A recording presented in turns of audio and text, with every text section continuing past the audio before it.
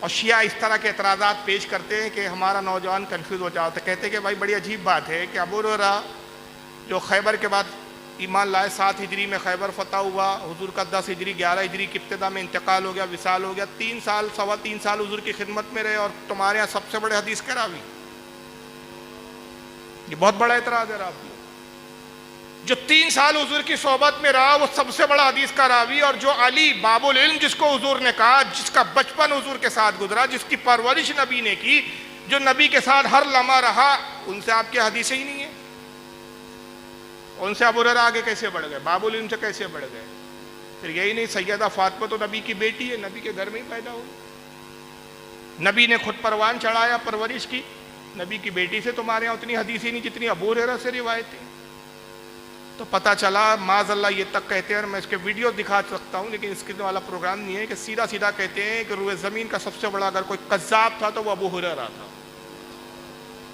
جتنا شیعہ ابو ہریرہ کی توہین کرتا ہے علم کے حوالے سے، کسی اور صحابی کی نہیں کرتا علم کے حوالے سے، لیکن سب سے بڑھ کر شیعہ کس کو ماننے کا دعویٰ کرتے ہیں؟ بولیے، مولا علی کو پورے مذہب کی بنیاد وہ کس پہ بتاتے ہیں؟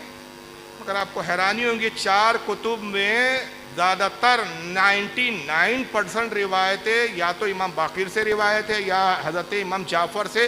امام جعفر، امام باقر، وہ کہ جو بعد میں تابعی میں شمار ہوتے ہیں، جو صحابی میں نہیں، رسول کو، ان سے روایتیں۔ اور یہ چاروں کتاب میں مولا علی سے صرف کتنی روایتیں آئی ہیں؟ جو مولا علی کا ڈھنڈورا پیٹ رہے ہیں کہ علی سے تمہارے یہاں اتنی کم روایت کیوں، ابو ہریرہ سے کیوں، تلاش کیجئے تو 690 روایتیں علی سے صحیح۔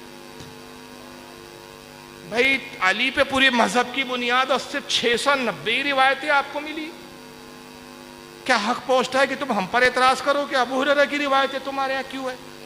اور یہی نہیں، پھر حضرت علی کے بعد دوسرے نمبر پر یہ امامت کے منصب پر کس کو مانتے ہیں؟ امام حسن۔ امام حسن سے یہ 4 کتابوں میں کتنی حدیثیں آئی ہے، حیران ہو جائیں گے، صرف 21 روایتیں، 21۔ یہ الزامی جواب، 21 روایتیں صرف امام حسن سے۔